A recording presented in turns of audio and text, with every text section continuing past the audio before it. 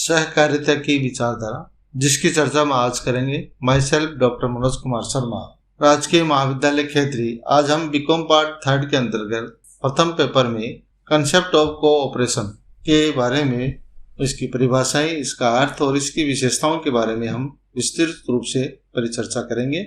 Next, सर्वप्रथम सहकारिता शब्द से प्रत्येक व्यक्ति हम परिचित है। मनुष्य की सभी क्रियाओं में किसी न किसी प्रकार से सहकारिता की भावना निहित है। सामान्य रूप में समाज में रहने वाला प्रत्येक व्यक्ति सहयोग से कार्य करता है। सहकारिता का प्रारंभ मानव सभ्यता के प्रारंभ से ही जुड़ा हुआ है। जब व्यक्ति प्रारंभिक जंगली अवस्था में था, तब भी उसे आपसी सहयोग की आवश्यकता पड़ती थी। प्रारंभिक अवस्था से ही व्यक्ति कठिनाई में सहयोग करने, साथ साथ काम करने तथा साथ साथ रहने की भावना से समूह बनकर रहने लगा था। जब मनुष्य में जीवित रहने की प्रतिस्पर्धा बढ़ी, तो सहकारिता की भावना और भी बढ़ी। मनुष्य अपनी जीवन रक्षा के लिए और अपने प्रतियोगियों से सुरक्षित रहने के लिए समूह में भी रहने लगा। इस प्रकार प्रतिस्पर्धा की वृद्धि के साथ ही सहयोग व सहकारिता की भावना भी बढ़ी।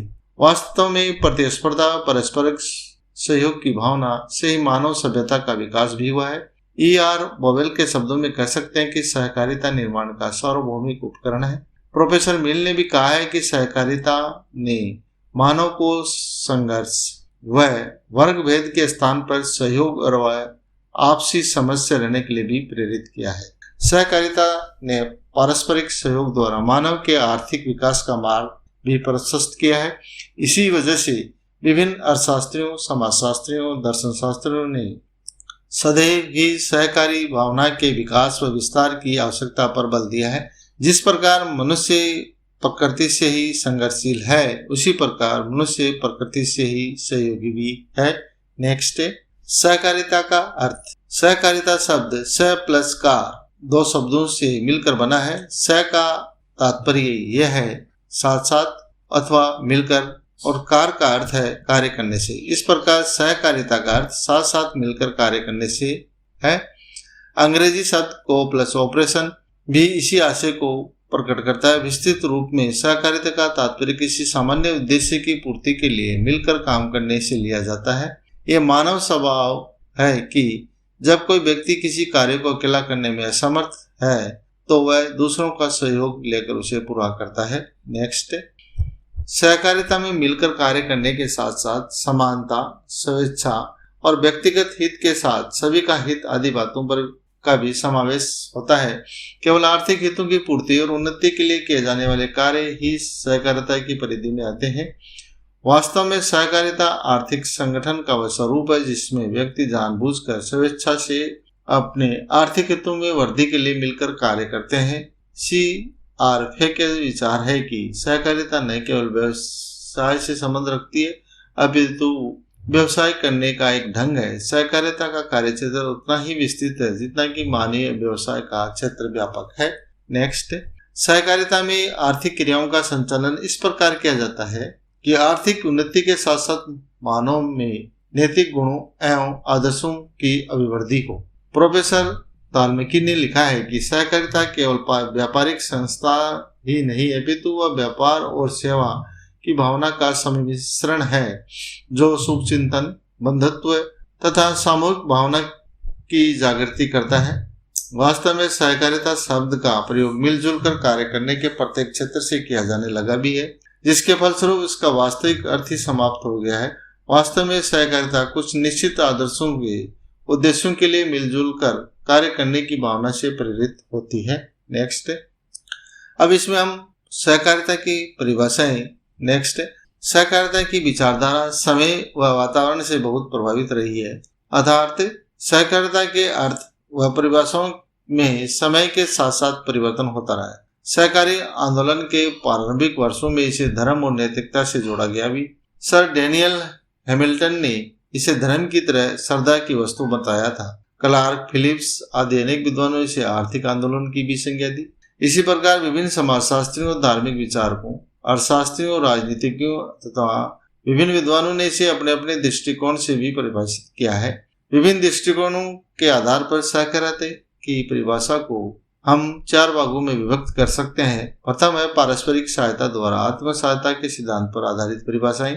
दूसरा, आर्थिक हितों में अभिवृद्धि के सिद्धांत पर आधारित परिभाषाएं। और तीसरी, सहकारिता व्यापारिक विधि की मान्यता पर आधारित परिभाषाएं। और वैधानिक परिभाषाएं लास्ट में, जिनका हम इस प्रकार चर्चा करते हैं। नेक्स्ट, सर्वप्रथम पारस्परिक सहायता द्वारा आत्म सहायता के सिद्धांत पर विभिन्न विद्वानों ने अलग अलग परिभाषाएं दी है। सर्वप्रथम राष्ट्रपिता महात्मा गांधी ने कहा है कि जब मनुष्य अपनी आवश्यकताओं की पूर्ति के लिए यथाशक्ति सब कुछ प्राप्त कर लेता है तो वह अपनी आवश्यकताओं की पूर्ति के लिए भी अपने पड़ोसियों का सहयोग प्राप्त करता है। यही तो सच्चा सहयोग है। एम.टी. हैरिक के शब्दों में कह सकते हैं कि सहकारिता स्वेच्छा से संगठित ऐसे व्यक्तियों की क्रिया है जो सामूहिक लाभ या हानि के लिए पारस्परिक प्रबंध के अंतर्गत अपनी शक्तियों, प्रसाधनों या दोनों का सम्मिश्रण ढंग से उपयोग करते हैं। सर हॉरेंस प्लैंकेट आयरिश सहकारिता के संस्थापक थे के अनुसार कह सकते हैं कि सहकारिता संगठन द्वारा स्वावलंबन को प्रभावपूर्ण बनाने की एक विधि है। नेक्स्ट, सहकारिता योजना समिति के 1946 के अनुसार हम कह सकते हैं कि सहकारिता संगठन का वह स्वरूप है जिसके अंतर्गत मनुष्य स्वेच्छा एवं समानता के आधार पर अपने आर्थिक हितों की वृद्धि हेतु संगठित होते हैं। जो व्यक्ति संगठित होते हैं उनका एक समान आर्थिक उद्देश्य भी होता है। जो अधिकांश व्यक्तियों की आर्थिक स्थिति खराब होने के कारण व्यक्तिगत रूप से उसे पूरा नहीं किया जा सकता, किंतु इस व्यक्तिगत दुर्बलता पर वे अपने प्रसाधनों को एकत्रित कर पारस्परिक सहायता द्वारा आत्म सहायता को प्रभावशाली बनाकर और पारस्परिक नैतिक बंधन को सुदृढ़ बनाते हुए विजय प्राप्त कर सकते हैं। अंतर्राष्ट्रीय श्रम संगठन के अनुसार कह सकते हैं कि एक सहकारी समिति समान आर्थिक कठिनाइयों का सामना करने वाले ऐसे व्यक्तियों का एक संगठन है जो समान अधिकारों और उत्तरदायित्वों के आधार पर स्वेच्छापूर्वक मिलकर अपने कठिनाइयों को दूर करने का प्रयास करते हैं। वे संस्था को अपने एक या अधिक ऐसे आर्थिक कार्यों का जो उनकी सामूहिक आवश्यकताओं से संबंधित होते हैं हस्तांतरण करके उसका संचालन अपनी जोखिम पर करते हैं ताकि उनका सम्मिलित नैतिक लाभ प्राप्त किया जा सके। नेक्स्ट, आर्थिक हितों में वृद्धि के सिद्धांत पर आधारित परिभाषाएं इस प्रकार है। E.H. कैलवर्ट के शब्दों में कह सकते हैं कि सहकारिता संगठन का वह स्वरूप है जिसमें व्यक्ति स्वेच्छापूर्वक समानता के आधार पर मानव की हैसियत से अपने आर्थिक हितों की वृद्धि के लिए संगठित होते हैं। डॉक्टर कैलाश नाथ कारजू के शब्दों में कह सकते हैं कि सहकारिता आत्म सहायता एवं पारस्परिक सहायता दोनों ही है। यह ऐसे व्यक्तियों का संयुक्त उपक्रम या संगठन है जो आर्थिक दृष्टि से आसक्त है और अपने पैरों पर खड़ा होने का सामर्थ्य नहीं रखते हैं, अतः लाभ अर्जित करने के लिए नहीं बल्कि अपर्याप्त वित्तीय साधनों से उत्पन्न अपनी असमर्थता पर विजय पाने और इस प्रकार आर्थिक दशा को सुधारने के लिए ये एक संगठन होते हैं।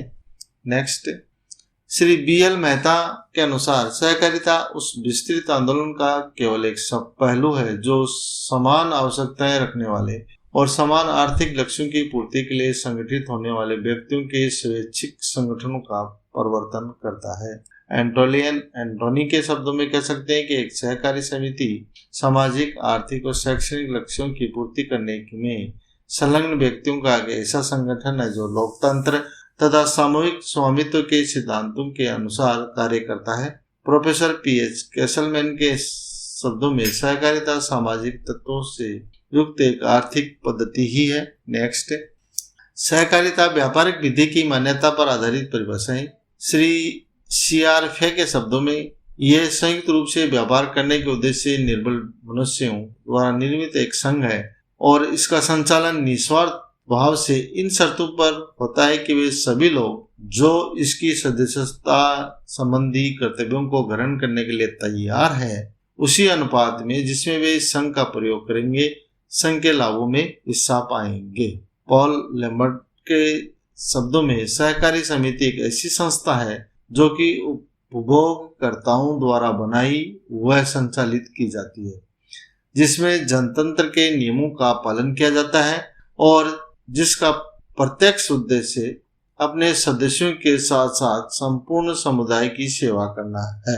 Next, professor P.H. कैसलमैन के अनुसार सहकारिता सामाजिक तत्वों से युक्त एक आर्थिक पद्धति है। ये मानव कल्याण के लिए आर्थिक एवं सामाजिक मूल्यों का प्रभावपूर्ण समन्वय इस व्यवस्था की अपनी एक विशेषता है। इसका आधार व्यवसाय एवं नैतिकता का गठबंधन है, जो व्यापार के सामाजिक उत्तरदायित्व को वास्तविकता का जामा पहनाता है। प्रजातांत्रिक राष्ट्र व्यवसाय से जिस नैतिकता की अपेक्षा करते हैं, सहकार उसका पुजारी एवं भक्त है। सेलिंगमैन ने कहा है कि तकनीकी अर्थ में सहकारिता उत्पादन और वितरण की क्रियाओं में प्रतिस्पर्धा को त्याग कर सभी प्रकार के मध्यस्थों को हटाना है। रोलैंड के अनुसार सहकारिता एक दोहरा हथियार है जो एक ही बार में एक और समाजवादी राज्य की मृत अमूर्तताओं और दूसरी ओर व्यक्तिवाद की निष्फलता को पर चोट करता है।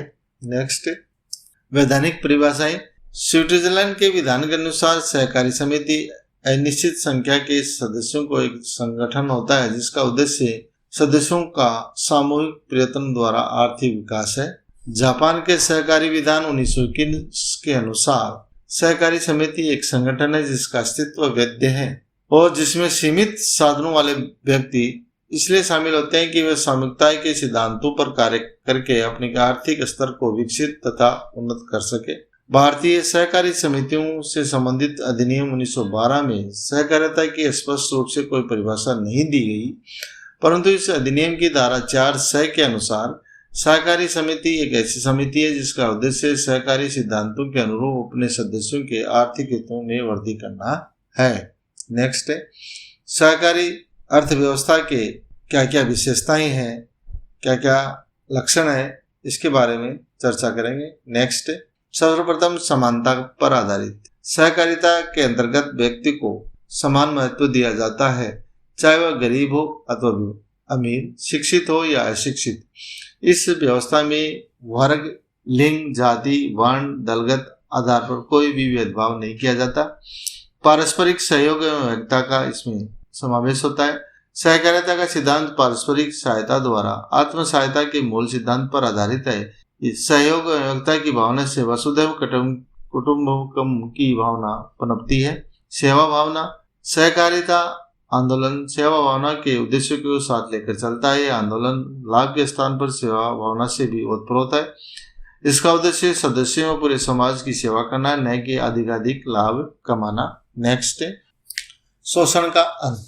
सहकारिता का जन्म ही शोषण की समाप्ति के लिए हुआ है। सहकारिता एक ऐसा जन आंदोलन है जो शोषितों द्वारा अपने शोषण से मुक्त करवाने के लिए प्रारंभ किया गया था। पूंजीवादी अर्थव्यवस्था में लाभ ही मुख्य उद्देश्य होने से शोषण विद्यमान होता है। दूसरी ओर सहकारिता में सेवा भावना ही मुख्य उद्देश्य होने से शोषण का कोई स्थान नहीं होता। इसमें विश्वव्यापी आंदोलन। सहकारी आंदोलन एक सार्वभौमिक आंदोलन है। इसका क्षेत्र असीमित है। प्रत्येक अर्थव्यवस्था, चाहे वो पूंजीवादी हो समाजवादी, प्रत्येक देश चाहे छोटा हो या बड़ा, सभी ने सहकारिता के महत्व को स्वीकार भी किया है। सामाजिक आर्थिक आंदोलन। सहकारी आंदोलन गरीब और निर्बल वर्ग के विकास का परिचायक है। यह आंदोलन शांतिपूर्ण तरीके से सामाजिक और आर्थिक क्रांति लाने में भी सहायक सिद्ध हुआ है। अतः हम यह कह सकते हैं कि सहकारी आंदोलन सामाजिक और आर्थिक के जन आंदोलन है। नेक्स्ट, संघात्मक पद्धति। सहकारी आंदोलन संघात्मक पद्धति पर भी आधारित है। हमारे देश में विभिन्न क्षेत्रों में इसका संघात्मक ढांचा भी बना हुआ है। शाख व्यवस्था में त्रिस्तरीय ढांचा है। ग्रामीण स्तर पर प्राथमिक शाख समितियां, जिला स्तर पर केंद्रीय सहकारी बैंक और राज्य स्तर पर शीर्ष बैंक बने हुए हैं। काम करो की भावना इसमें पनपती है। यह आंदोलन व्यक्तियों के कार्य करने की ओर भी प्रेरित करता है। इसमें सुस्त और आलसी व्यक्तियों के लिए भी कोई स्थान नहीं है। यह ऐसे दुर्बल व्यक्तियों का संघ है जो स्वयं के आर्थिक और सामाजिक विकास के लिए मिलजुल कर काम करते हैं। इस प्रकार यह गतिशील आंदोलन है। समुदाय का समग्र विकास। सहकारी आंदोलन व्यक्ति के विकास के साथ ही संपूर्ण समाज के विकास के लिए भी एक उत्तरदायी है। यह मानव की चहुमुखी विकास चाहता है। यह संपूर्ण समुदाय के आर्थिक, सामाजिक, नैतिक और सांस्कृतिक एवं आध्यात्मिक विकास के लिए वचनबद्ध है। अतः यह आंदोलन सामूहिक विकास की ओर ले जाता है। नेक्स्ट, निर्बल व्यक्तियों का संगठन। सहकारिता निर्बल एवं कमजोर व्यक्तियों का संगठन है। संपन्न और आर्थिक दृष्टि से सुदृढ़ व्यक्तियों को ऐसे संगठन बनाने की आवश्यकता नहीं पड़ती। निर्बल व्यक्ति अकेला अपनी समस्याएं हल नहीं कर पाता, अथवा अन्य समान उद्देश्य वाले व्यक्तियों को संगठित कर अपनी समस्याएं हल करते हैं। इस प्रकार वे आपस में मिलकर अपने आर्थिक हितों में वृद्धि के लिए कार्य करते हैं। पूंजी की अपेक्षा मानव को अधिक महत्व दिया जाता है। सहकारी संगठन में पूंजी की अपेक्षा मनुष्य को अधिक महत्व दिया गया है। समितियों का उद्देश्य मनुष्य की सेवा करना है। इस कार्य के लिए पूंजी की अति आवश्यकता होती है, लेकिन लाभ कमाने के उद्देश्य से समितियां स्थापित नहीं की जाती। पूंजीवादी व्यवस्था में मनुष्य का कोई स्थान नहीं है। इसमें पूंजी और लाभ की भावना ही सर्वोपरि होती है। लेकिन सहकारी व्यवस्था में मत शक्ति पूंजी के आधार पर निश्चित नहीं होती। प्रत्येक सदस्य को एक मत देने का अधिकार होता है, चाहे उसने कितने ही अंश खरीदे हों। नेक्स्ट, स्वतः संचालित। सहकारी संगठन स्वतः ही संचालित होते हैं। इसमें प्रजातांत्रिक आधार पर प्रबंध व संचालित व्यवस्था की जाती है। सामान्य सभा में सदस्य संचालक मंडल के सदस्यों को चुनाव करते हैं और उन्हीं में से प्रबंध संचालक नियुक्त किया जाता है। पारस्परिक सहायता की भावना इसमें होती है। सहकारी अर्थव्यवस्था सहकारिता की भावना पर आधारित है। इसमें अनावश्यक प्रतिस्पर्धा का कोई स्थान नहीं दिया गया है। राष्ट्रीय सहकारी संगठन संपूर्ण देश में सहकारी आंदोलन के विकास के लिए समितियों को सहयोग करते हैं।